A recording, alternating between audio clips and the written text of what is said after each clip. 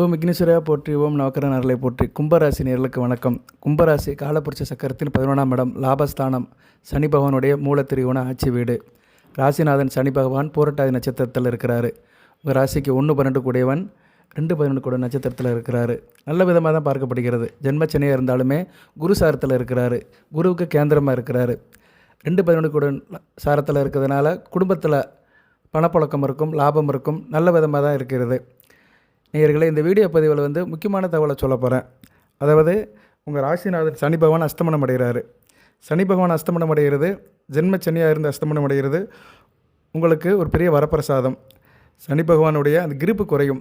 குறிப்பாக சதயம் பூரட்டாதி நட்சத்திர நேயர்களுக்கு நல்ல ஒரு ரிலாக்ஸேஷன் இருக்கும். சனி பகவான் மாசி 11, அதாவது இங்கிலீஷ் டேட்டில் சொன்னோம்னா 23/2/2025 அஸ்தமனம் அடைகிறாரு. அதிலிருந்து கிட்டத்தட்ட ஒரு 35 நாட்களுக்கு அவர் அஸ்தமன நிலையில் தான் இருக்கிறாரு. 23/2/2025 29/3/2025 வரைக்கும் அஸ்தமன நிலையில் இருக்கிறாரு. அஸ்தமனத்துக்கு காரணம் என்ன சார் அப்படின்னம்மா, சூரியன் சனி பகவானை கிராஸ் பண்ணி போகும்போது சில குறிப்பிட்ட டிகிரியில் சனி பகவான் அஸ்தமனம் அடைவார். இது வருடம் நடக்கிறதா. இந்த வருடம் நடக்குது. அது இந்த வருடம் நடக்கும்போது சனி பகவான் குருசாரத்தில் இருக்கிறார். அதான் பெரிய சிறப்பு. சரியா நேர்களே, குருசாரத்தில் சனி பகவான் அஸ்தமனம் பண்ணாலுமே அதில் 2 விதமாக பலன்கள் இருக்கும். தான் இயல்பு நிலை இழக்க மாட்டார். இருந்த போதிலும் அவருடைய பார்வையில் கெடுபலன் குறையும். சனி பார்க்க கெடு பலன்கள் தான். சனி பகவான் தான் இருக்கிற இடத்தையும் கெடுப்பார், பார்க்குற இடத்தையும் கெடுப்பார். அவர் பார்வைக்கு தான் அதிக பவர். அதை திருக் பார்வை அப்படிம்பாங்க. திருக் பலம்னா என்னென்னா, பார்க்குற பார்வையில் உள்ள சக்தி. சனி பகவானுக்கு பார்வை ரொம்ப முக்கியமானது. கிரகங்களே பார்வை பலன் அதிகமாக உள்ளது சனி பகவான் தான். அவர் பார்வைக்கு தான் 100% பவர் உண்டு. இப்போ அவர் உங்கள் ராசிக்கு அவர் எந்தெந்த இடத்த சார் பார்க்குறாரு அப்படின்னு பார்த்தோம்னா, 3ஆம் இடம், 7ஆம் இடம், 10ஆம் இடத்தை பார்க்குறாரு. தைரிய வீரிய சகாஸ்தானம், கர்மஸ்தானம், கலஸ்தரஸ்தானம், இது ஒரு 3 இடத்த பார்க்குறாரு. இனிமேல் இந்த 3 இடத்துல உள்ள காரியங்கள்லாம் உங்களுக்கு நல்லபடியாக நடக்கும். இதுதான் இந்த வீடியோவுடைய சுருக்கம். இதை பற்றி தான் சொல்கிறேன். பொறுமையாக கேளுங்க. நம்ம சேனலை சப்ஸ்கிரைப் பண்ணுங்கள். பெல் பட்டனை ஆன் பண்ணுங்கள். நோட்டிஃபிகேஷனில் வர எல்லா வீடியோவும் பாருங்கள். புதுசாக பார்க்குற நேயர்களுக்கு சிறந்தாழ்ந்த வணக்கம். ஏற்கனவே ரிட்டர்ன் வியூவர்ஸுகளுக்கும் சிறந்தாழ்ந்த வணக்கம். என்னை வாழ வைக்கிற நேயர்கள், அதாவது வியூவர்ஸ், அவங்கள் அனைவருக்குமே என்னுடைய சிறந்தாழ்ந்த வணக்கத்தை தெரிவிச்சுக்கிறேன். தொடர்ந்து வீடியோ போடுறேன். கும்பராசி இப்போ 7.5 சனி தாக்கத்தில் இருக்கிறதுனால எப்படியும் ஒரு 10 நாளைக்கு ஒரு வீடியோ போட்டு ரிவைஸ் பண்ணிகிட்டே இருப்பேன் பலன்களை. நீங்கள் அந்த பலன்களை எடுத்துக்கோங்க. இப்போ ராசி கொஞ்சம் நல்லா தான் இருக்குது. புதன் வராரு. இன்னிலிருந்து புதன் ராசியில் 26/2/2025 வரைக்கும் இருக்கிறாரு. பிப்ரவரி 26ஆம் தேதி வரைக்கும் இருக்கிறாரு. புதன் ஒரு முக்கியமான கிரகங்க. சனி பகவானை பற்றி ஒரு தடவை பேசினாலுமே கும்பராசிக்கு புதன் சுக்கிரன் நல்ல நிலைமையில் இருந்தாலே ஆட்டோமேட்டிக்காக ராசி நல்லா இருக்கும். ராசி நல்லா இருக்குன்னா நீங்கள் மனதாலும் உடலாலும் நல்லா இருப்பீங்க. இவ்வளோ தான் சொல்ல முடியும். உங்கள் மனதுக்கும் உடலுக்கும் உள்ளது தான் ராசி. அதுபோக உங்கள் வெளிவட்டார பழக்க வழக்கங்கள், வெளிவட்டார தொடர்புகள், இதுக்கெல்லாம் ராசி வரும். தனிப்பட்ட முறையில் உங்கள் குடும்ப அமைப்பு, உங்கள் உறவு முறைகள், இதுக்கெல்லாம் ஜாதக லக்கண தசாபுத்தி அமைப்பு கை கொடுக்கும். சரியா? தனிப்பட்ட ஒரு மனிதனுக்கு கும்பராசியில் எக்ஸ் அண்ட் ஒய் ஒருத்தர் இருக்கிறாரு. அவருக்கு தனிப்பட்ட முறையில் உள்ள காரியங்களுக்கு ஜாதகம் தசாபுத்தி அமைப்புகள் தான் உதவி பண்ணும். இந்த கோச்சார அமைப்புகள் உங்களுக்கு ஒரு கைட்லைன்ஸாக இருக்கும். சரியா நேயர்களே? இப்போ நம்ம ஒரு கார் வச்சுருக்குறோம். அந்த காரை வீட்டில் தான் பார்க்கிங் பண்ணுவோம். அப்போ பார்க்கிங் பண்ண வீடு தேவைப்படுது. பார்க்கிங் இடம் ஒன்று இருக்குது. ஆனால் அந்த காரை எடுத்துகிட்டு நம்ம வெளியே தான் போகிறோம். வீட்டில் வச்சுட்டு இருக்க போகிறது கிடையாது. அந்த காரை எடுத்து வெளியே ஒரு ஹைவேஸில் ஓட்டிட்டு தான் போகிறோம்.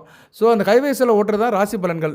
யாரை கிராஸ் பண்ணி போகிறோம், எதுக்கு யார் வரா, எந்த சூழ்நிலையில் நம்ம பயணம் பண்ணுறோம், நம்ம பண்ணுற பயணம் சக்ஸஸ் ஆகுமா ஆகாதா, இது மாதிரி விஷயங்களை பேசுகிறது தான் கோச்சார பலன்கள், ராசி பலன்கள். ஸோ ராசி பலனுக்கும் தனிப்பட்ட ஜாதகத்துக்கும் உள்ள வித்தியாசத்தை நீங்கள் தெரிஞ்சுக்கணும். ஏன்னா நிறைய நேர்களுக்கு இங்கே தான் ஒரு குழப்பம் வருது.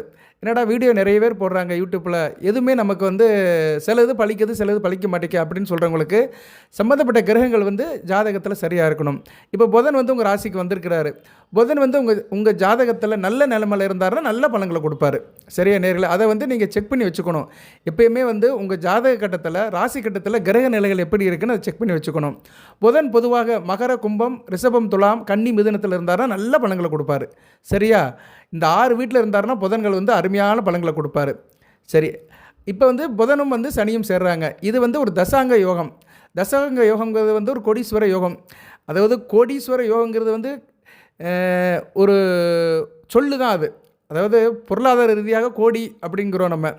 எல்லாத்துக்கும் கோடிகள் கிடைக்குமா சார்னா கண்டிப்பாக கிடைக்காது. அவங்கவுங்க தேவைக்கு ஏற்ற மாதிரி கிடைக்கும். விரலுக்கேற்ற விக்கம். இன்றைக்கி கோடிகளும் வந்து ரொம்ப சர்வசாதாரணமாக ஆகிப்போச்சு. கோடிகள் வந்து சர்வசாதாரணமாக ஆகிப்போச்சு. ஒரு நாளைக்கு 3 லட்சம் வாங்குறவங்க வந்து ஒரு 3 வருஷத்தில் கோடிகளை சேர்த்துருவாங்க. சரியா? 3 வருஷம் ஒரு நாளைக்கு ஒரு 3 லட்சம் வாங்குற ஆள்லாம் சர்வசாதாரணமாக இருக்கிறாங்க. ஐடி ஃபீல்டில் 3 லட்சம் சம்பாதிக்கிறாங்க. சென்னையிலே சம்பாதிக்கிறாங்க. நம்ம கொஞ்சம் உச்சபட்சமாகவே பேசுவோம். கஷ்டப்படுறவங்களுக்காக நான் பலன் சொல்லாமல் இருக்க போகிறது கிடையாது. அவங்களுக்கும் சொல்கிறேன். இருந்தாலும் சில வார்த்தைகளுக்கு வந்து நான் வந்து அர்த்தம் கற்பிக்கணும். அதுக்காக தான் சொல்கிறேன். கோடிங்கிறது நீ சர்வசாதாரணமாக போச்சு. ஒரு 30 வருஷத்துக்கு முன்னாடி கோடீஸ்வரனா பெரிய லெவலில் சொல்லுவாங்க. 90ஸ்லாம் வந்து கோடீஸ்வரனா பெரிய ஆள். இன்றைக்கி கோடிகளுங்கிறது சர்வசாதாரணமாக போச்சு. அதனால் அந்த கோடீஸ்வரன் சொல்கிற வார்த்தையை வந்து நீங்கள் பெருசாக எடுத்துக்காதீங்க. அப்படி யாரும் தம்மையில் போட்டாலுமே பெருசாக எடுத்துக்காதீங்க. ஏன்னா கோடிகளை வந்து நீ சர்வசாதாரணமாக போச்சு நேர்களே. அதை வந்து பெருசாக எடுத்துக்காதீங்க. இப்போ நகை கடைக்கு போய் நகை எடுக்க போனாலே லட்சக்கணக்கில் ஆகுது. சரியா? ஒரு கிராம் வந்து இன்றைக்கி 62,000 இருக்குது. ஒரு கிராம் ஒரு பவுன் 62,000. ஒரு குடும்பத்துக்கு ஒரு பொண்ணுக்கு கட்டி கொடுக்கணும், குறைஞ்சது ஒரு 5 பவுன் எடுக்க போனோம்னாலே 3 லட்ச ரூபா தேவைப்படுது. சரியா? ஸோ அப்போ லட்சங்கிறது வந்து சாதாரண நிலைக்கு ஆகிப்போச்சு. அப்போ கோடியும் அதுக்கிட்ட வந்துருச்சு. ஸோ அந்த லட்சங்கள் கோடிங்கள்லாம் வந்து இன்றைக்கி மிடில் கிளாஸ் ஃபேமிலிக்கு வந்து ஒரு சாதாரண கை தொடுகிற தூரத்தில் தான் இருக்குது. ஸோ இந்த புதனும் சனியும் சேருகிற அந்த தசாங்க யோகம் வந்து கோடீஸ்வர யோகமாக கன்வெர்ட் பண்ணப்படுது. கோடிகள் கிடைக்கும். மிடில் கிளாஸ் பீப்புளுக்கும் கிடைக்கும், பிலோ மிடில் கிளாஸ் பீப்புளுக்கும் கிடைக்கும். உங்கள் ஜாதகத்தில் புதன் நல்ல நிலைமையில் இருந்தாருன்னா கண்டிப்பாக கை கொடுப்பார், சிறப்பாக செய்வார். நான் பலன்களை அடுத்தடுத்து சொல்லுவேங்க. பலன்கள் சொல்லும்போது சில கிரக நிலைகளும் சொல்லுவேன் நான். ஜோதிடர் வந்து பலன்கள் சொல்கிறது பெரிய விஷயம் கிடையாது. அவர் எப்படி வேணாலும் சொல்லலாம். அதுக்கு வந்து ஆதாரம் சொல்லணும். அதுதான் பெரிய விஷயம். எந்த ஒரு அசைன்மெண்ட்டு செய்யும்போதே அந்த ஈக்குவேஷன் வரணும். ரிசல்ட்டை மட்டும் சொல்லிடக்கூடாது. சரியா நேர்களே? நம்ம வந்து மேத்தமெட்டிக்ஸில் ஈக்குவேஷன் பண்ணும்போது ஸ்டெப் பை ஸ்டெப்பாக தான் ஈக்குவேஷன் பண்ணி கடைசியில் ரிசல்ட்டுக்கு வருவோம். ஸோ எந்த பலன்கள் சொன்னாலுமே, பலன்கள் வந்து 2 இருக்குது. சாதகம் இருக்குது, பாதகம் இருக்குது. அது 2 சொன்னாலுமே வந்து அந்த முறைப்படி சொல்லணும். சரியா நேர்களே? சாதகத்தையும் சொல்லணும், பாதகத்தையும் சொல்லணும். இப்போ சனி பகவான் வந்து அஸ்தமனம் அடைகிறாரு. அஸ்தமனம் அடைகிறது வந்து அவருடைய பார்வையில் வந்து நல்ல விதமாக இருக்கும். தனிப்பட்ட முறையில் அவர் அஸ்தமனம் ராசிநாதன் அடைகிறதுனால நீங்கள் கொஞ்சம் டைனஸ் ஆவீங்க. சரியா? வருகின்ற காலத்தில், அதாவது பிப்ரவரி 23ஆம் தேதியிலிருந்து மார்ச் 29ஆம் தேதி வரைக்கும் கொஞ்சம் இயல்பு நிலை பாதிப்பீங்க. தேக ஆரோக்கியத்தை பார்த்துக்கோங்க. சில பேருக்கு கால் வலி வரலாம், காலில் உளைச்சல் இருக்கலாம், வாத பிரச்சனை வரலாம், காலில் பித்து வெடிப்பு வரலாம்.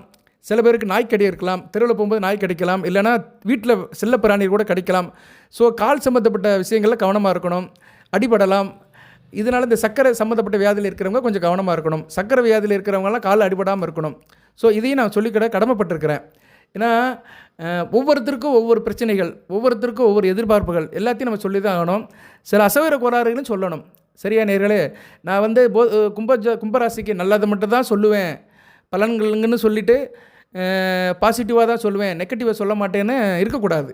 எதாக இருந்தாலும் சரிவிதமாக சொல்லணும். ரைட்டு. சனி பகவான் ராசிநாதனாக இருந்து அஸ்தமனம் அடைகிறதுனால உங்களுக்கு வந்து 3ஆம் இடத்து ஆக்டிவேஷன் நல்லாயிருக்கும். அதுபோல் 3 கூடிய செவ்வாய் பொதுவாக வீரிய ஸ்தானாதிபதி தான், தைரியத்துக்குரியவர் செவ்வாய் தான். கும்பராசிக்கு ஒரு ஸ்பெஷாலிஸ்ட் என்னென்னா 3ஆம் இடம் வந்து ஆட்டோமேட்டிக்காகவே தைரிய வீரியத்துக்கு பேர் பண்ண இடமா வந்துடும். அதாவது பவரான இடமா இருக்கும். பேரெல்லாம் ஒன்று போகிறது கிடையாது. அந்த இடம் ஆதிபத்தியம் வந்து ஸ்ட்ராங்காக இருக்கும். ஏன்னா 3ஆம் இடம் வந்து செவ்வாயோட மூலத்திரியோன ஆட்சி வீடு. கும்பமும் வந்து ஒரு மூலத்திரியோன ஆட்சி வீடு. சனி பகவானுடைய மூலத்திரியோன ஆட்சி வீடு. கிரகங்களுக்கு வந்து மூலத்திரியோனம் வந்து ரொம்ப முக்கியம். ஒரு கிரகங்களுக்கு வந்து ஸ்தான பலம் எடுத்துட்டோம்னா கிரகங்கள் வந்து பகை, சமம், நட்பு, ஆட்சி, மூலத்திரியோணம், உச்சம், இந்த 6 விதமான நிலையில் தான் கிரகங்கள் வந்து பலமடையுது. இப்போ கும்பத்தில் சனி பகவான் இருந்தாருன்னா மூலத்திரியோணத்தில் இருக்காருன்னு அர்த்தம். அதாவது 2ஆம் நிலை பவரில் இருக்கிறாருன்னு அர்த்தம். முதல்நிலை பவருங்கிறது வந்து முதல்நிலை குவாலிட்டி அப்படிங்கிறது உச்சம் அடைகிறது. துலாமில் இருந்தாருன்னா அவர் டாப்பாக இருக்காருன்னு அர்த்தம். நம்பர் 1 பொசிஷனில் இருக்கிறாருன்னு அர்த்தம். கும்பத்தில் இருக்கிறாருன்னா 2ஆம் நிலையில் இருக்கிறாரு. மகரத்தில் இருக்கிறாருன்னா 3ஆம் நிலையில் இருக்கிறாரு. இப்படி ஒவ்வொரு ராசிக்குமே அவருடைய நிலைப்பாடு மாறுபடும். அந்த தரவரிசைப்படி பார்க்கும்போது சனி பகவான் வந்து இப்போ 2ஆம் நிலையில் இருக்கிறாரு, 2ஆம் படி நிலையில் இருக்கிறாரு. மூலத்திரியோன ஆட்சிப்பட்டு இருந்து செவ்வாயோட மூலத்திரியோன ஆட்சி மேசத்தை பார்க்குறாரு. இப்போ அந்த பார்வை பலன் கெடுறதுனால நல்ல விதமாக பார்க்கப்படுகிறது. செவ்வாயும் வந்து சனி பகவான் கோணத்தில் இருக்கிறாரு. அது ஒரு அருமையான அமைப்புங்க. நவபஞ்சம யோகம் சொல்லுவாங்க. இப்படி சொல்ல வந்துக்கிட்டே இருக்கும் ஜோதிடத்தில். இந்த நவபஞ்சம யோகம் வந்து இப்போ உங்களுக்கு முழுமையாக ஆக்ட் ஆகுது. அதனால் என்ன ஆகும்னா உங்களுக்கு தைரிய வீரிய காரியம் இருக்கும், கீர்த்தி இருக்கும், புகழ் இருக்கும், அந்தஸ்து இருக்கும், தொட்ட காரியம் தொடங்கும், ஆள் முனைப்பாக இருப்பீங்க. ஒரு நேரத்தில் விவேகமாகவும் இருப்பீங்க, வீரமாகவும் இருப்பீங்க. விவேகமாக எப்படி இருப்பீங்கன்னா புதன் ராசியில் சம்மந்தப்படுறதுனால விவேகமாக இருப்பீங்க. எந்த ஒரு விஷயத்தையும் விவேகமாக புரிஞ்சு ஆலோசனை பண்ணி செய்வீங்க. அதே மாதிரி அப்படி செஞ்சாலுமே அந்த செயல்பாடு வந்து உங்களுக்கு சக்ஸஸாக இருக்கும், சீக்கிரமாகவும் இருக்கும். சில செயல்கள் வந்து சீக்கிரமாக இருக்காது. சில பேர் சில காரியத்தை செய்வாங்க, 1 மணி நேரம் முடிகிற வேலையை 4 மணி நேரம் எடுத்துகிட்டு இருப்பாங்க. ஆனால் இப்போ இப்படி கிடையாது. நீங்கள் 1 மணி நேரம் 4 மணி நேரத்து வேலையை 1 மணி நேரத்தில் முடிப்பீங்க. ஆனால் அந்த 1 மணி நேரத்தில் முடிஞ்சாலுமே 100% சக்ஸஸாக முடிப்பீங்க. அந்த அமைப்பை வந்து செவ்வாயும் செய்வார், புதனும் செய்வார், சனி பகவான் கூட சேர்ந்து செய்வார். ஏன்னா சனி பார்வை வந்து இங்கே நியூட்ரல் ஆகிறதுனால அந்த இடம் அருமையாக இருக்கும். அதுபோக 3ஆம் இடம் தைரிய, வீரிய, காரிய, கீர்த்தி, புகழ், அந்தஸ்து எல்லாத்தையும் குறிக்கும். ஸோ தனிப்பட்ட முறையில் கும்பராசினியர்களுக்கு வந்து வெளிவட்டார போக்குவரத்தில் நல்லாயிருக்கும். அரசியல்வாதிகள், அரசாங்க அமைப்பில் இருக்கிறவங்க நல்ல விதமாக பார்க்கப்படுகிறது. சின்ன சின்ன காரியங்கள் செய்வாங்க. சின்ன சின்ன விஷயத்தில் தான் பெரிய பெரிய காரியங்கள் நடக்குது. சின்ன சின்ன காரியங்கள் பண்ணுறவங்களும் நல்லாயிருக்கும். அக்கம் பக்கத்து உறவு நல்லாயிருக்கும். அண்டிய மாவட்டத்தில் வேலைக்கு போகிறவங்க நல்லாயிருக்கும். சில பேர் வீட்டிலேருந்து பக்கத்து ஊருக்கு, பக்கத்து மாவட்டத்துக்கு வேலைக்கு போய்ட்டு வருவாங்க. காலையில் போய்ட்டு சாயந்தரம் வந்துடுவாங்க. அவங்களுக்குலாம் மிகச்சிறப்பாக இருக்கும். அண்டிய மாநிலத்தில் வியாபாரம் பண்ணுறவங்களும் நல்லாயிருக்கும். இங்கே நான் ஏன் வியாபாரத்தை சொல்கிறேன்னா, தொழிலை சொல்கிறேன்னா, செவ்வாய் தொழிலுக்கும் உடையவன் தான்.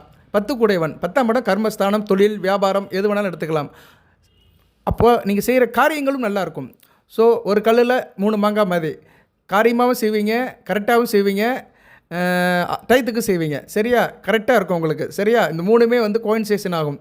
செவ்வாய், புதன், சனி சேர்ந்து இந்த அமைப்பை செய்கிறாங்க. 3ஆம் இடத்தின் வழியாக உங்கள் காரியங்கள் வந்து வெற்றிகரமாக முடியும். அதை வந்து சனி பகவான் சிறப்பாக செய்வார். நல்ல விதமாகவே பார்க்கப்படுகிறது. ஸோ தொழில் பண்ணுறவங்களுக்கு இந்த காலகட்டம் மிகச்சிறப்பாக இருக்கும். அடுத்து வருகின்ற நாட்கள் வந்து மிகச்சிறப்பாக இருக்கும். 10/2/2025 29/3/2025 வரைக்கும் கிட்டத்தட்ட வந்து ஒரு இங்கிட்டு 10, இங்கிட்டு ஒரு 18 நாள் இருக்குது, அங்கிட்டு ஒரு மாதம் இருக்குது. ஒரு 48-50 நாட்களுக்கு 50 நாட்களுக்கு வந்து நல்லாயிருக்கும். நான் சொல்கிற விஷயத்தில் சம்மந்தப்பட்டவங்களும் நல்லாயிருக்கும். குறிப்பாக தொழில் முனைவோர்களுக்கு நல்லாயிருக்கும். சரியா நேர்களே? சரி சார், நீ தொழில்னு சொல்லிட்டு அது என்ன தொழில் சார் அப்படின்னு சொல்லணும்ல, அதையும் சொல்லணும்ல. தொழில் செவ்வாய் சம்மந்தப்பட்ட தொழில் நல்லாயிருக்கும். சரியா நேர்களே? அதுபோக தொழில் சாணத்துக்கு வந்து இப்போ வந்து குரு பார்வையும் இருக்குது. உங்கள் ராசிக்கு குரு பார்வையும் மே மாதம் வரைக்கும் இருக்குது. அதனால் தொழில் மிகச்சிறப்பாக இருக்கும். குரு பார்வை கோடி நன்மை. குருவும் வக்கரகதிலேருந்து வெளியே வந்துட்டார். ஸோ தொழில் பண்ணுறவங்களுக்கு நல்ல வருமானம் வரும். அந்த வருமானம் அப்படியே வீட்டுக்கு வரும். இது ஒரு பெரிய விஷயம். நிறைய பேர் தொழில் பண்ணுவாங்க, ஆனால் நல்லா சம்பாதிப்பாங்க, வீட்டுக்கு கொண்டு வந்து கொடுக்க மாட்டாங்க. அங்கேயே போட்டுவிட்டு வந்துடுவாங்க. இல்லைன்னா வேறு எதனா செலவு பண்ணுவாங்க, வேறு எதில் டைவெர்ட் பண்ணுவாங்க.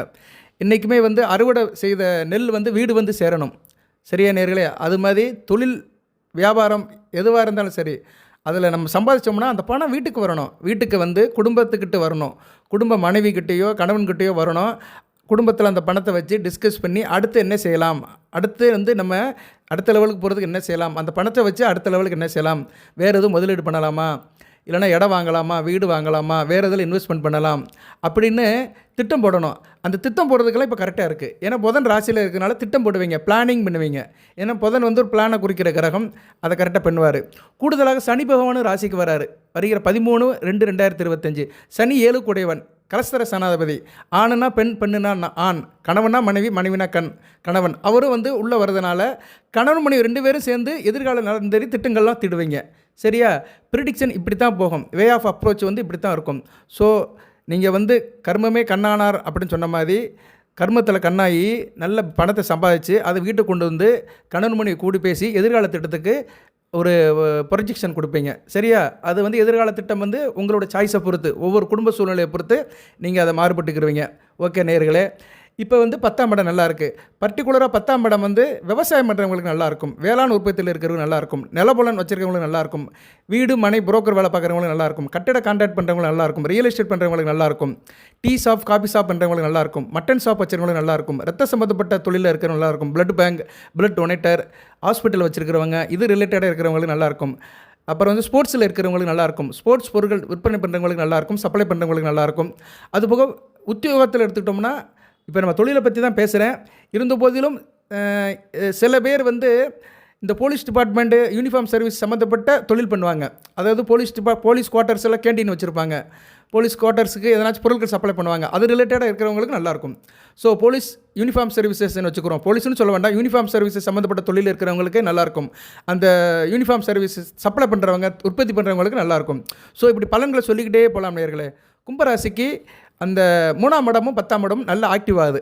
சரியா? அந்த 3/10 கூடிய செவ்வாய் பகவானும் வக்கர நிலையில் குருசாரம் பெற்றிருக்கிறாரு. கூடுதல் சிறப்பு தான்.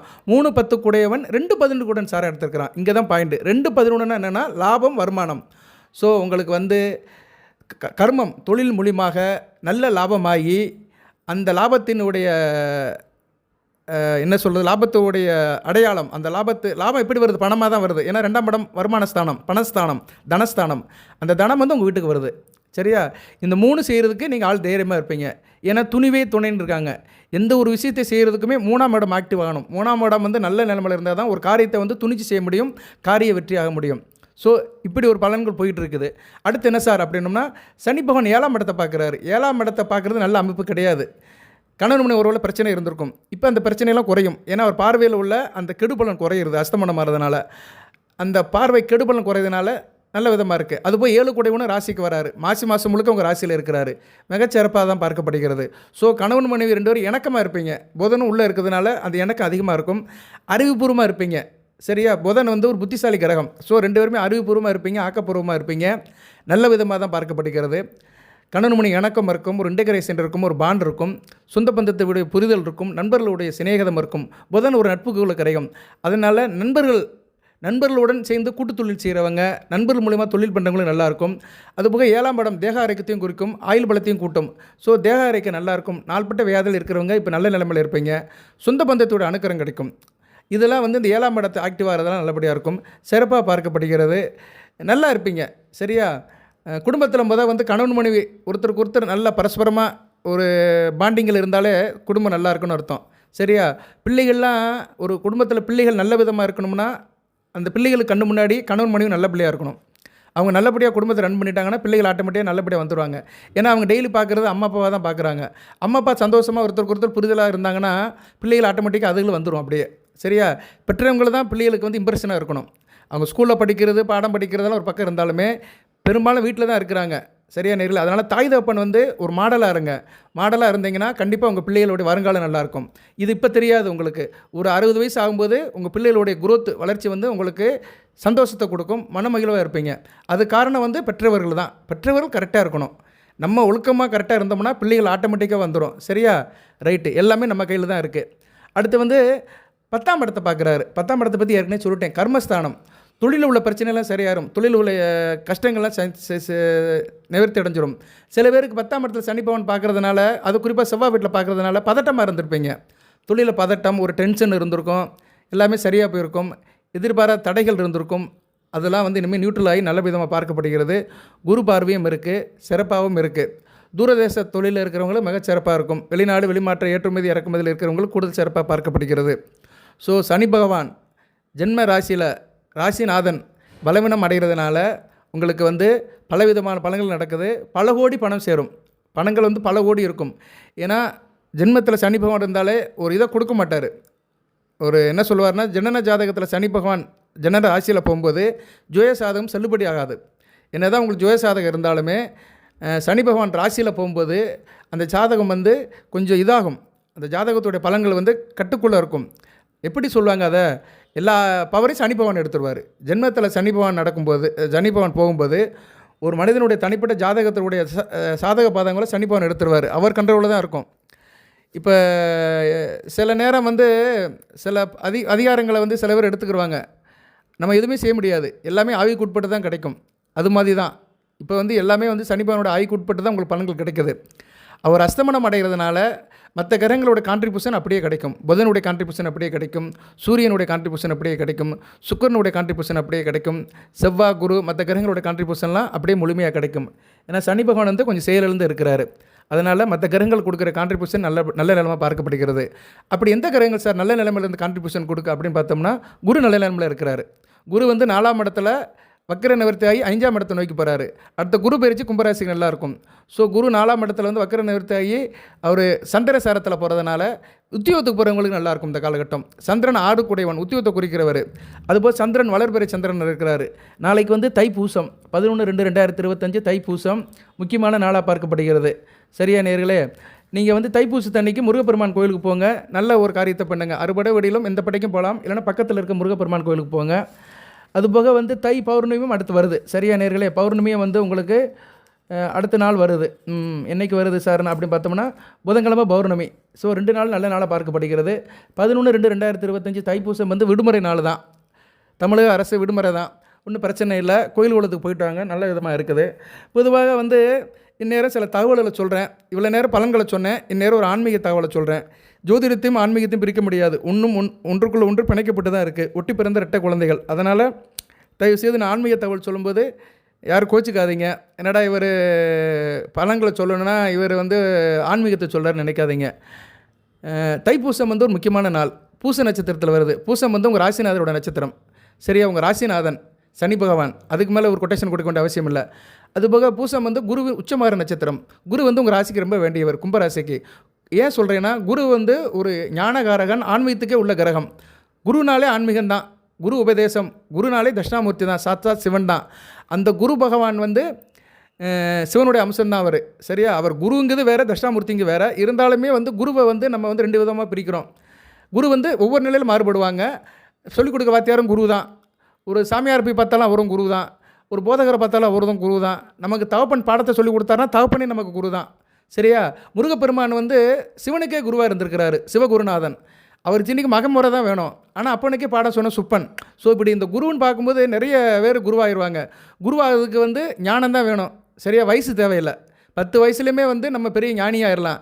திருஞான சம்பந்தர் வந்து 10 வயசுலேயே வந்து அவர் பெரிய இதே நிறைய பாடல்கள்லாம் பாடிட்டார். தேவார பாடல்கள்லாம் நிறைய பாடிட்டார். ஏன்னா அவர் சின்ன வயசுலேயே வந்து ஞானப்பால இருந்து ஞானத்துக்கு உடையவன் ஆகிட்டார். ஓகே, உதாரணம்லாம் போதும், சப்ஜெக்ட்டுக்கு வருவான். எதுக்கு சொல்ல வரேன்னா, அந்த குரு சாரம் வந்து ரொம்ப முக்கியமானது. குருவுக்கும் கும்பராசிக்கும் ஒரு முக்கியமான ஒரு பொருத்தம் இருக்குது. ஏன்னா கும்பம் வந்து ஒரு ஆன்மீக ராசி. தேவாதி தேவர்கள் வந்து துயில் எழுப்பி இறைவன் வழிபடுற இடம் வந்து ஞானம். அந்த ஆன்மீக சாலையில் இறைவனை துதிக்கிற இடம் வந்து கும்பராசி தான். துயில் எழுப்புற இடம் வந்து தனுசு. காரியத்தை செய்கிற இடம் வந்து மகரம். அதுக்கடுத்து வந்து அவங்க வந்து ஆன்மீக சாலையில் வந்து தேவர்கள் இறைவனை நோக்கி அந்த யாகம் வளர்க்குறது, பூஜை புனஸ்காரங்கள் பண்ணுறதெல்லாம் கும்பராசி தான். அதனால் கும்பராசிக்குன்னு ஒரு பெரிய பெருமை இருக்குது. பொதுவாக கும்பராசினியர்கள் ஆன்மீக பற்றில் அதிகமாக இருப்பாங்க. அதுபோக வெகுஜன தொடர்புலையும் இருப்பாங்க. மக்கள் தொடர்புலையும் நல்லா ஒரு இன்வால்மெண்ட்டாக இருப்பாங்க. மக்களோட ரொம்ப பிணைஞ்சு இருப்பாங்க. சரியா? கும்பராசினியர்கள் பார்த்திங்கன்னா தனிச்சே போக மாட்டாங்க. ஒரு 4-5 ஓட சேர்ந்து தான் இருப்பாங்க. அந்த டீமில் நல்லா இருப்பாங்க. வெகுஜன தொடர்பில் நல்லா இருப்பாங்க. ஓகே, அதெல்லாம் கும்பராசியோடைய அருமை பெருமைகள். உங்கள் ராசிக்கு வந்து சில மகிமைகள் இருக்குது. அதை நீங்கள் தெரிஞ்சு வச்சுக்கணும். அப்படி பார்க்கும்போது பூச நட்சத்திரம் சனி பகவானுடைய நட்சத்திரம், குருவிற்கு உச்சமாகிற நட்சத்திரம். அந்த நட்சத்திரத்தை தான் தைப்பூசம் வருது. அதுபோக பூசம் என்று முருகப்பெருமானுக்கு உகந்த நாள். முருகப்பெருமான் சக்தியிடம் வாங்கிய நாள், வேல் வாங்கிய நாள். சூரபத்மனை அளிக்கிறதுக்கு வேல் வாங்கிய நாள். அந்த நாள் நல்ல நாளாக பார்க்கப்படுகிறது. அந்த முருகப்பெருமானுடைய அம்சம் பெற்ற கிரகம் தான் செவ்வாய். செவ்வாய் உங்கள் ராசிக்கு 3, 10 குடைவன், முக்கியமான கிரகம். ஸோ இப்படி பல அருமை பெருமைகளை கும்பராசி வந்து தைப்பூசத்தின் மூலமாக பெறப்படுகிறது, பெற்று உள்ளது. அதனால் நீங்கள் வந்து கோயில் குளத்துக்கு போங்க. குறிப்பாக திருப்பரங்குன்றத்துக்கு போங்க. திருப்பரங்குன்றத்தை ஏன் வலியுறுத்துறேன்னா, திருப்பரங்குன்றம் வந்து ஒரு முக்கியமான ஸ்தலம். அங்கே வந்து 3 கிரகங்களோட ஆதிக்கம் இருக்குது. சந்திரன், சுக்கிரன், செவ்வாய். இதில் வந்து சந்திரன் உங்கள் ராசிக்கு 6 கூடையவன். உங்களுக்கு கடன் நோய் எதிரி இருக்கக்கூடாது, அது இல்லாமல் வாழணும். அதுபோக வந்து உத்தியோகம் கிடைக்கணும், உத்தியோகத்தில் எந்த பிரச்சனையும் இருக்கக்கூடாதுன்னு சொல்கிறவங்க திருப்பரங்குன்றத்துக்கு போகலாம். அடுத்து சுக்கிர ஸ்தலமாக பார்க்கப்படுகிறது. சரி, சந்திரனுக்கும் திருப்பரங்குன்றத்துக்கு என்ன சார் சம்பந்தம் அப்படின்னோம்னா, முருகப்பெருமான் திருமணத்துக்கு வந்து சந்திரனும் சூரியனும் வந்திருக்கிறாங்க. 30 கோடி தேவர்களும் வந்திருக்கிறாங்க. திருப்பரங்குன்றம் மூலஸ்தானத்தில் போனோம்னா முருகன் மட்டும் இருக்க மாட்டார். 5 தெய்வங்கள் இருக்கும். 5 தெய்வங்கள் இருக்கும். ஏன்னா அவருடைய திருமணம் நடந்த இடம் திருப்பரங்குன்றம் தான். சூரபத்மனை வதம் பண்ணிட்டு அவர் வந்து தேவியானை கரம் பிடித்த இடம் திருப்பரங்குன்றம். அங்கே வந்து சிவன் பார்வதி இருக்கிறாங்க, பெருமாள் மகாலட்சுமி இருக்கிறாங்க, விநாயகர் இருக்கிறாரு. ஸோ 5 தெய்வங்கள் இருக்கிறாங்க. நீங்கள் கருவறைக்கு போனீங்கன்னா முருகப்பெருமான் திருமண குளத்தில் இருப்பார். அவருக்கு வந்து இடது பக்கம் கற்பக விநாயகர், அங்கிட்டு வந்து விஷ்ணு துர்க்கை, கிழக்கு நோக்கி வந்து சத்தியகிரீஸ்வரர், மேற்கு பக்கம் நோக்கி பவளக்கணிவா பெருமாள். இவங்க 5 பேருமே மூலஸ்தானத்தில் இருக்கிறாங்க. இந்த பெருமை வந்து திருப்பரங்குன்றத்தில் மட்டும்தான் இருக்குது. சிவன் சூரியன் வடிவத்தில் இருக்கிறாரு, சக்தி வந்து சந்திரன் வடிவத்தில் இருக்கிறாரு, முருகப்பெருமான் அங்கார பகவான் வடிவத்தில் இருக்கிறாரு, விநாயகர் கேது பகவான் வடிவத்தில் இருக்கிறாரு, விஷ்ணு துர்க்கை சுக்கிரன் வடிவத்தில் இருக்கிறாரு, பெருமாள் பவளக்கணிவா பெருமாள் புதனுடைய அம்சமாக இருக்கிறாரு. ஸோ நவகிரகங்கள் பெரும்பாலுமே அங்கே வந்து நவகிரகங்களோட அம்சம் பெற்ற ஸ்தலமாக பார்க்கப்படுகிறது. சந்திரன் வந்து அங்கே வந்திருக்கிறாரு.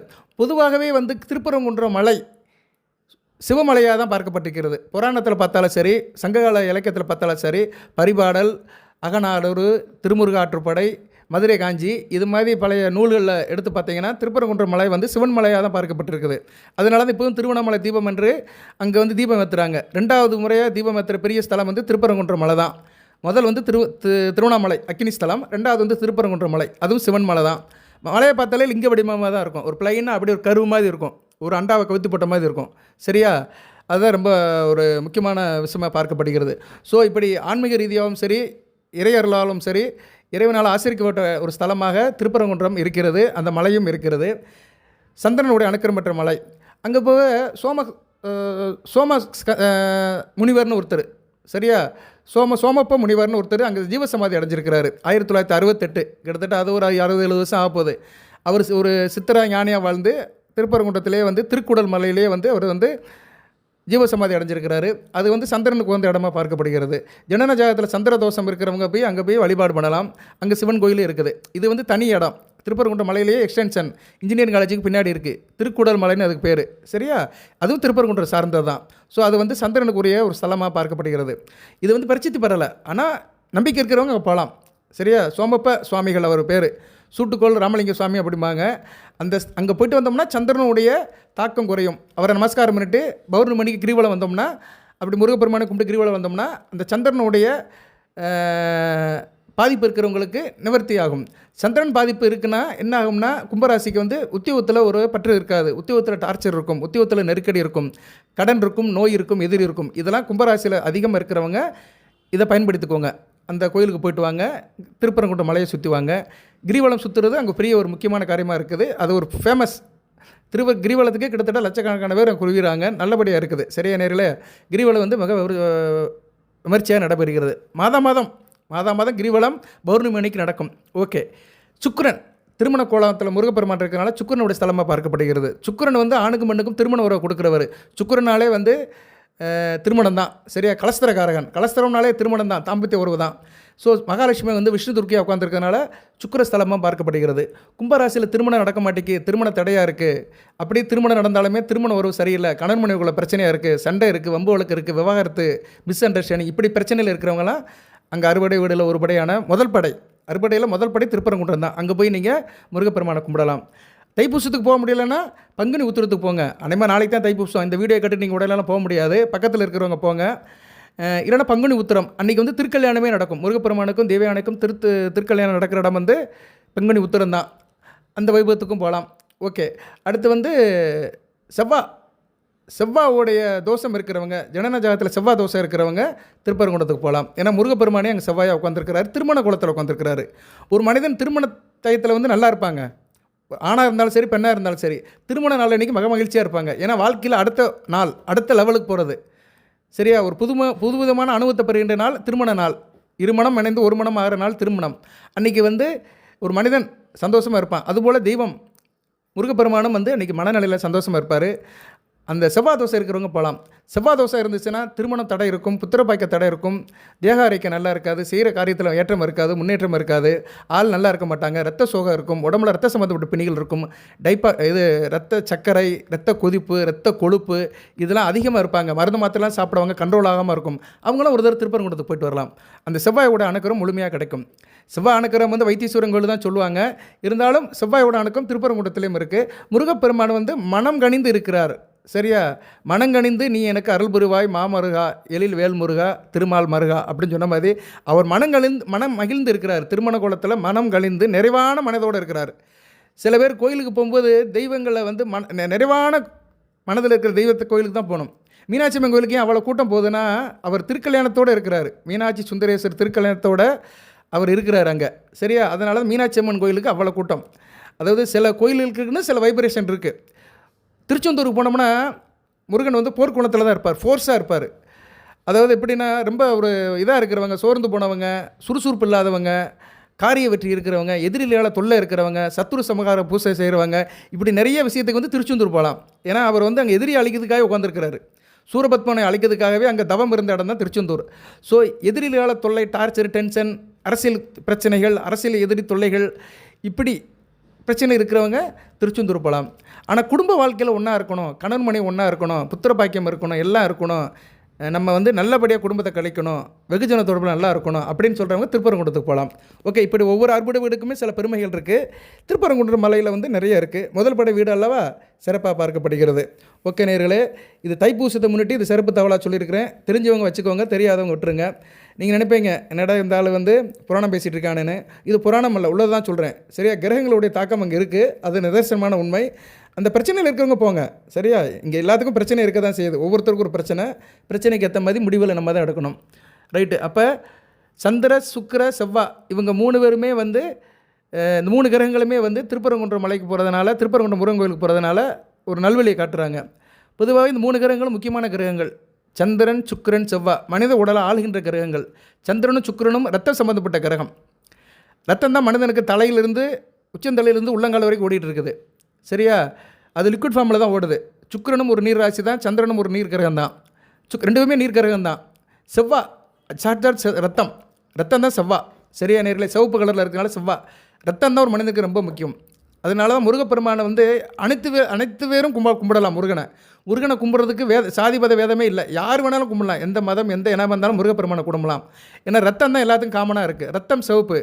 மனிதன் உருவத்தாலும் உடலாலும் மனதாலும் வித்தியாசப்படலாம், பொருளாதார வித்தியாசப்படலாம், பணக்காரனாக இருக்கலாம், ஏழையாக இருக்கலாம். ஆனால் ரத்தம் வந்து எல்லாத்துக்கும் ஒன்று தான். சரியா? அதனால தான் என் ரத்தத்தின் ரத்தம் வேணும் அப்படின்னு சொல்கிறாங்க. ரத்தம் வந்தால் எல்லாத்துக்கும் காமனாக ஒன்றா இருக்குது. உடல் அங்கங்கள் கூட மாறுபடலாம். ஒருத்தனுக்கு வந்து தலை பெருசாக இருக்கலாம், ஒருத்தனுக்கு சிறுசாக இருக்கலாம். ஆனால் உள்ளே ஓடுற ரத்தம் வந்து எல்லாத்துக்கும் ஒரே மாதிரி தான் ஓடிட்டு இருக்குது. சரியா நேர்களே? அதில் வேணால் சில குரூப்புகள் பிரித்து வச்சுருக்கிறாங்க. அது ஒரு பக்கம் இருந்தாலும் சயின்ஸ் ரீதியாக. ஆனால் ரத்தத்தின் நிற சிவப்பு தான். ரத்தத்துடைய அந்த மதிப்பு ஒரே மதிப்பு தான். அதனால் முருகப்பெருமானை அனைத்து பேரும் கும்பிடலாம். சரியா? ஓகே நேர்களே, நன்றி. வேறு என்ன சார் பலன்கள் அப்படின்னு பார்த்தோம்னா இன்னும் கூடுதலாக சில பலன்கள் இருக்குது. அதையும் சொல்லி வீடியோ நிறைவு பண்ணுறேன். வாட்டவர் மேபி கும்பராசிக்கு வந்து இப்போ நல்லா தான் இருக்குது. சனி பகவான் அஸ்தமனம் அடைகிறது நல்லா இருக்குது. அதுபோக சனி புதன் ராசியில் இருக்கிறது வந்து அந்த தசாங்க யோகம்னு ஒரு யோகமும் நவபஞ்சம யோகம். சனிக்கு கேந்திரமாக கோணமாக சூரியன் செவ்வாய் வருது நல்ல அமைப்பு தான். இப்போ இந்த காலகட்டத்தில் வந்து உங்களுக்கு வந்து குறிப்பாக இந்த வருகின்ற காலகட்டம் இன்றைக்கி பிப்ரவரி 10 ஆகிப்போச்சு. வருகின்ற காலகட்டம் எப்படி சார் இருக்கும் அப்படின்னு பார்த்தோம்னா, நான் பொதுவாகவே சொல்கிறேன். சனி பகவான் ஒரு பக்கத்தில் அஸ்தமனம் ஆனாலுமே மற்ற கிரகங்களை வச்சு சொல்லும்போது வேலை கல்வி தொடர்பாக வெளியூர் அல்லது வெளிநாட்டுக்கு போவீங்க. சரியா? படிப்பு விஷயமாக வேலை விஷயமாக வெளிநாட்டு போகிறவங்களுக்கு நல்ல ஒரு வாய்ப்பு இருக்கும். ஃபினான்ஸ் பொசிஷன் நல்லா இருக்கும். இதனால் குடும்பத்தில் ஒரு மகிழ்ச்சி இருக்கும். நீங்கள் எந்த துறையில் வேலை பார்த்தாலும் சரி அந்த முயற்சிகள் நல்ல ஒரு முன்னேற்றத்தை கொடுக்கும். அதில் ஒரு வெற்றியை பார்ப்பீங்க. உங்கள் திறமை அதிகரிக்கும். அதான் முக்கியம். நான் ஏற்கனவே சொன்னேன், 3ஆம் இடம் வளர்க்கறதுனால அந்த திறமை அதிகரிக்கும், நம்பிக்கை அதிகரிக்கும். உத்தியோகஸ்தர்கள் வேலைக்கு போகிறவங்களுக்கு வந்து காரிய வெற்றி இருக்கும். வேலை பார்க்குற இடத்துல பாராட்டு இருக்கும். கணவன் மனைவிக்குள்ள அந்யூன்யம் இருக்கும். குழந்தை சார்ந்த விஷயங்களில் நல்ல செய்தி கிடைக்கும். இப்போ நான் சொன்னேன் பார்த்தீங்களா, அந்த 3 கிரகம் சந்திரன், சுக்கிரன், செவ்வாய் இவங்களுடைய அப்படியே டோட்டலாக இவங்களுடைய அந்த பலன்கள் அப்படியே வந்துருச்சு. சரியா? நான் ஆல்ரெடி எழுதி வச்சுருந்தேன். அதை இப்போ தான் எடுத்து பார்க்குறேன். நான் அப்பப்போ கொஞ்சம் எழுதி வச்சுக்கிருவேன். ஏன்னா வந்து நம்ம சில விஷயத்தை மறந்துடுவோம். அதை வந்து தெரியப்படுத்தணும்ல, அதுக்காக தான் எழுதி வைக்கிறது. சில நேரம் ஃப்ளோவிலே பேசுவேன். இந்த கிரகங்கள் சம்மந்தப்பட்ட விஷயங்களும் ஃப்ளோவில் பேசிடுவேன். சில நேரம் சில பர்டிகுலர் பலன்களை வந்து நம்ம வந்து ரெஃபரன்ஸ் பண்ணி தான் ஆகணும். அதுபோக இந்த பிப்ரவரி மாதம் யோசனைகள் நல்லாயிருக்கும். உங்களுக்கு திட்டங்கள் நல்லா போடுவீங்க. யோசனைகள் நல்லாயிருக்கும், சிறப்பாக பார்க்கப்படுகிறது. அதுபோக வந்து தேக ஆரோக்கியமும் நல்லாயிருக்கும். சரியா? இருப்பினும் முதலீடு பண்ணும்போது கொஞ்சம் புத்திசாலித்தனத்தை யூஸ் பண்ணுங்கள். முதலீடு இன்வெஸ்ட்மெண்ட் பண்ணும்போது கொஞ்சம் பார்த்துக்கோங்க. சரியா நேர்களே? வாட்டர் மேபி புதன் கொஞ்சம் பாதிக்கிறாரு. புதன் வந்து சூரியன் வர்ற வரைக்கும் பிரச்சனை இல்லை. சூரியன் வந்த பின்னாடி கொஞ்சம் பிரச்சனையாக இருக்கும். சூரியன் வந்து 13ஆம் தேதியே வராரு. இன்னும் 3 நாள் தான் இருக்குது. ஸோ சூரியன், புதன், சனி இந்த கூட்டணியில் வந்து சனி பவன் அஸ்தமனம் அடைவார். புதன் கொஞ்சம் இயல்பு நிலை இழப்பார். இயல்பு நிலை இழக்கிறதுனால கொஞ்சம் முதலீடு பண்ணும்போது பெரிய லெவலில் முதலீடு பண்ணும்போது ஜனன ஜாதகத்தை செக் பண்ணிக்கோங்க. சரியா நேர்களே? ஏன்னா ஜனன ஜாதகம்னு ஒன்று இருக்கும். ஒவ்வொருத்தருக்கும் ஒரு தசாபுத்தி நடக்கும். அதுக்கேற்ற மாதிரி பலன்கள் கொஞ்சம் மாறுபடும். இது வந்து கோச்சார பலன்கள் தான். கோச்சார பலன்களும் கை கொடுக்கும். ஓகே நேர்களே, இப்போ உங்கள் ராசிநாதன் சனி பகவான் அஸ்தமனம் அடைகிறதுனால ஓரளவு உங்களுக்கு நல்ல பலன்கள் கிடைக்குது. சுக்கிரன் 4-9 கொடைவன் சுகஸ்தானாபதி, பாக்கியஸ்தானாபதி 2ஆம் இடத்துல அவர் ராகுபடியில் இருக்கிறாரு. அதுபோக ராகு, சுக்கிரன், சனி 3 பேரும் இணைஞ்சு தான் இருக்கிறாங்க. ராகுவும் சுக்கிரனும் நேரடியாக இணைஞ்சிருக்காங்க. ஆனால் ராகு வந்து சனி பகவானே பிடிச்சிருக்கிறாரு. அது உண்மை தான். வருகிற டிசம்பர் 2025 வரைக்கும் ராகுபடியில் தான் சனி பகவான் இருக்கிறாரு. இப்போ அஸ்தமனமாகி சுக்கிரன் கூட சேர்ந்துருக்கிறதுனால ராசிநாதன் நல்ல நிலைமையில் இருக்கிறாரு. சரியா? அதனால் நீங்கள் நல்லா இருப்பீங்க. தனிப்பட்ட முறையில் நல்ல நிலைமையில் தான் இருக்கிறீங்க. ஒன்றும் பிரச்சனை இல்லை. சில விஷயத்தில் மட்டும் பார்த்துக்கோங்க. நான் வீடியோ ஆரம்பத்தில் சொன்ன மாதிரி பாதம் சம்மந்தப்பட்ட விஷயங்கள் அதில் மட்டும் கொஞ்சம் கவனமாக இருந்துக்கோங்க. மற்றபடி ப்ரிடிக்ஷன் நல்லா தான் இருக்குது. கும்பராசிக்கு வந்து 7 சனியாக இருந்தாலுமே இடைப்பட்ட காலம், இந்த காலம் வந்து மிகச்சிறப்பாக தான் இருக்குது. குரு நல்ல நிலைமைக்கு தான் போகிறாரு. சரியா? குருவின் ஆதிக்கமும் நல்லா தான் இருக்குது. ராகு எதுகளும் நல்லா இருக்கிறாங்க. சுக்கு தொடர்பில் இருக்கிறதுனால 2-8ஆம் இடம் நல்லா இருக்கிறதுனால வெளிநாடு வெளிமாநில தொடர்பில் இருக்கிறவங்களுக்கு நல்லா போகும். அதிலிருந்து நல்ல வருமானமும் இருக்கும். சிறப்பாக பார்க்கப்படுகிறது நேர்களே. ராகு திசை நடக்கும். ராகு திசை வந்து நடக்கிறதுக்கு வாய்ப்பில்லை. ஆமாம், சுவாதின சதயத்துக்கெல்லாம் முடிஞ்சிடும். பூரட்டாதைக்கு வராது. அவிட்டத்துக்கு வந்து கொஞ்சம் வயசில் இருக்கிறவங்களுக்கு இருக்கும். ஸோ ராகு திசை ராகு புத்தி நடக்கிறவங்களும் நல்லாயிருக்கும். ராகு திசையை காட்டில் ராகு புத்தி நடக்கிறவங்களும் நல்லாயிருக்கும். சுக்கிர திசையில் ராகு புத்தி, புதன் திசையில் ராகு புத்தி, சனி திசையில் ராகு புத்தி இப்படி நடக்கிறவங்க நல்லாயிருக்கும். ஆக்சுவலாக எடுத்துட்டாமலே உங்களுக்கு வந்து பூரட்டாதி நட்சத்திரத்தில் தான் போகும். குரு திசை, சனி திசை, புதன் திசை, கேது திசை, சுக்கிர திசை, சூரிய திசை இந்த ஆர்டரில் தான் நடக்கும். அப்படி பார்க்கும்போது உங்களுக்கு வந்து நான் சொன்ன அந்த புத்தியில் இருக்கிறவங்களுக்குலாம் சிறப்பாக இருக்கும்.